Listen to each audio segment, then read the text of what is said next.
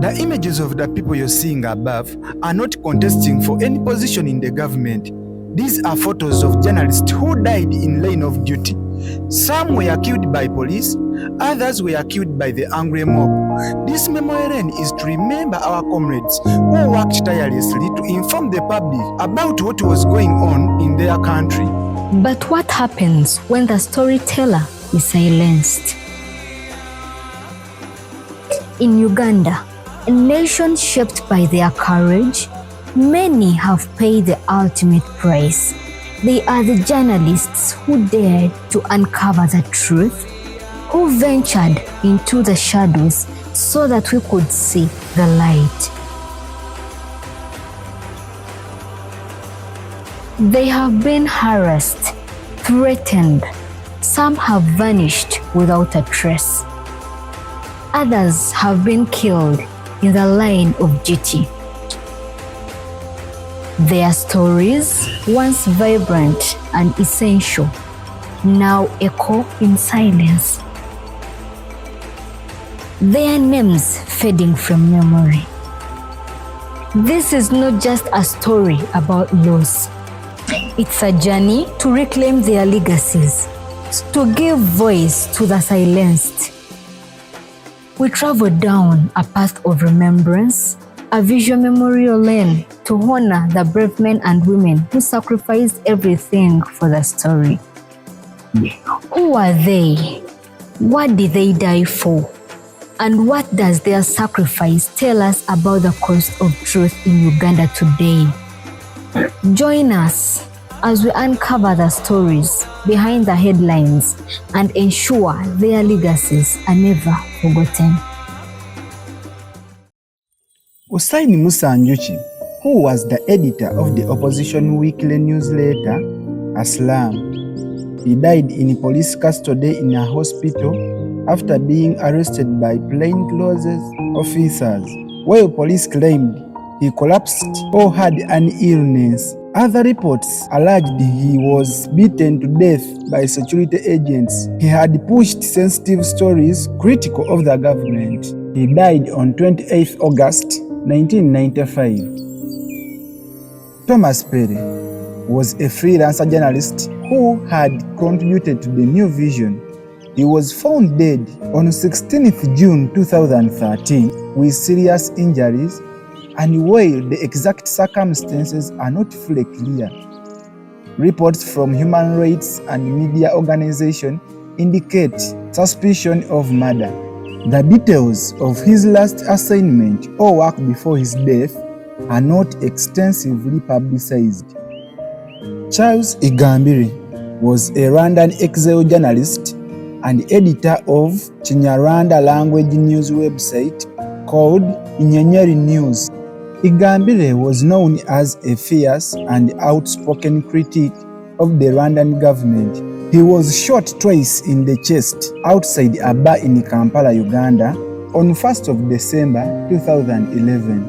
His murder was widely condemned by the international press freedom groups, who urged the investigation into whether his killing was linked to his critical journalism.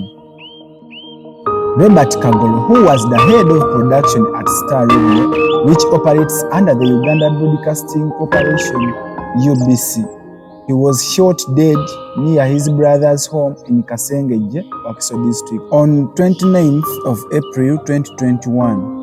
Initial reports suggested he was targeted while dropping off his deceased brother's children, while two local defense units, the LODU personnel, were arrested, and one was later sentenced to 5 years for manslaughter. The motive for the shooting remains contentious, with some suggesting it was a deliberate act rather than an accidental shooting.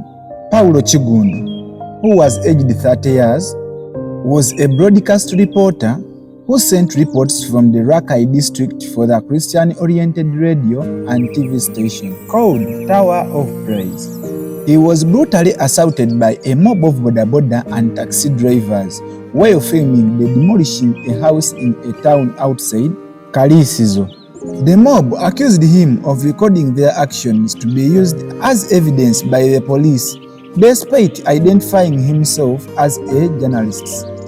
The mob continued to beat him until he was comatized. He died of internal bleeding on 11th of September 2010 before receiving full medical treatment. Rebecca Wilbrod Kasujja, aged 32 years, and was a presenter of a morning show on the community radio Buwama FM in Mpigi district, left her home to go to the radio station on the morning of 17th February, and her body was found later the same day by villagers. The Ugandan Journalists Union and Reporters Without Borders reported that she was raped and strangled by unidentified assailants. Press Freedom Organization urged authorities to investigate with her killing was in reprisal for her work as a local radio presenter. Stephen Tinker, who was working for Vision Voice, a radio station under the state-owned Vision Group. He was a radio presenter who died from injuries sustained during the 12th July 2010 terrorist bombing in Kampala, which targeted crowds watching the World Cup finals. While not individually targeted for his journalism, his death was a direct result of a violent, premeditated attack that also claimed the life of many civilians. He had been presenting a Saturday morning magazine show and was a public viewing area. Jimmy Higenyi, a journalism student who was shot and killed by police while covering a Bandi opposition rally in Kampala. Police fired into the crowd to despise hitting him. He was working on United Media Consultants and Trainers, and he died on 12th January 2002. Clement Chigundu, who was the editor of a Catholic-owned newspaper called Muno, which had been critical of the lawlessness of following the 1971 coup that brought Idi Amin to power. His death is widely considered one of the earliest high-profile journalistic killings of the Amin era. In February 1971, he was found dead and burnt in his car. John Serwaniko, working with the Muno newspaper, like Frank Clement Chigundu, he is reported to have been killed during the repressive Amin years for his work. Specifics are hard to ascertain due to the nature of the regime. Jimmy Palmer, a photojournalist associated with the Ministry of Information, he is also listed among those who paid the unlimited price during Idi Amin's rule. In the early 1970s, he disappeared and been killed by Amin's regime, but the exact date often unconfirmed.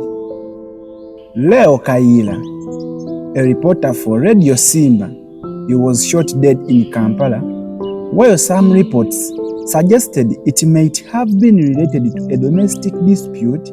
Others in the media fraternity suspected a link to his journalistic work, given the general threats faced by journalists. He died on 20th August 2000. Dickson Sentong, born on 3rd of January 1981, who was a radio journalist and news anchor for Prime Radio, a Seventh-day Adventist private station based in Nantabulirwa, Mukono district. He worked there for 2 years. He regularly read the 7 a.m. news bulletin in the Luganda language. He was also working as part-time for the Mukono High Court. The available information indicates that he was tragically beaten to death on 13th of September 2010 at the age of 29 years. He was brutally beaten to death with iron bars by unidentified assailants. He was attacked while on his way to work in the early morning hours and left for dead.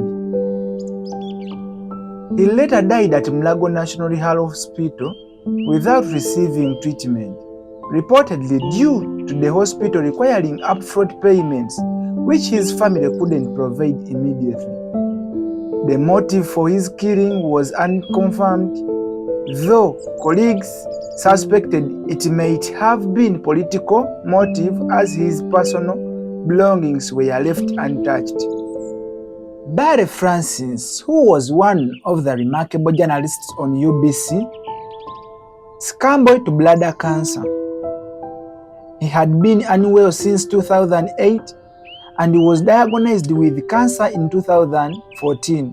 He was receiving chemotherapy and had been in and out of Mulago National Referral Hospital and the Uganda Cancer Institute. UBC had even launched a Barry Francis Cancer Fund to raise money for his specialized treatment in India, but he passed away before he could be transferred. He passed on Thursday, 2nd of April 2015 in the morning around 10 a.m. He died at the Uganda Cancer Institute, Mulago National Hospital in Kampala, and he was laid to rest on Monday, 6th of April 2015 at around 2 p.m. at his home in Kawuku Wamala along Entebbe Road. A funeral service was held at Christ the King Church in Kampala on Saturday, and a public viewing of his body was held at UBC premises on Friday, 3rd of April. He was born on 25th September 1954. He was a veteran journalist and news anchor who worked for UBC, formerly UTV and Radio Uganda, for over 25 years. He was also involved in training young people in news anchoring. James Chugund, who was a Ugandan prominent journalist serving as a state photographer, passed away due to kidney failure at the age of 70. He died on 22nd January 2024. He primarily worked with the Presidential Press Unit at State House for decades. He also had a private photography business in Kampala before joining the Ministry of Defense in the Information and Communications Department in the early 90s. His specialization was photography, particularly documenting historical moments and the activities of the President and the State House. He was instrumental in pioneering the Presidential Photo Library. He also played a crucial role in the information team of the National Resistance Army during the Bush War. Ugandan journalist Rizdale Kasasira, who was widely known for his investigative journalism, who was serving as a prominent journalist with the Daily Monitor, initially as a business contributor and later specialized in security reporting. He was particularly renowned for his in-depth coverage of security matters, including reporting on Uganda troops in Somalia, operations against the LRA in Central African Republic, and political instabilities in South Sudan. At the time of his death, he was a senior writer and partner at the non-profit investigative journalism media, which he founded in 2002. He died in a fatal car accident said to be driven by his wife, veered off the road and fell into a water trench. He passed away at the age of 45 on 3rd January 2025, and he was buried at his ancestral home in Itila village, Rubaya, Kashiri, Mbala district, Uganda. Shaira Nakabuye, who was 32 years old at the time of her death, it is reported that she slipped into a comatose state after complications of childbirth, with reports mentioning blood spilling in his brain. She was initially admitted to Cedars Clinic in Mbalala and later transferred to Mbalala Regional Referral Hospital, where she passed away, and this was on 17th May 2021. She was later buried at Kabasanda, Butambala District, Uganda.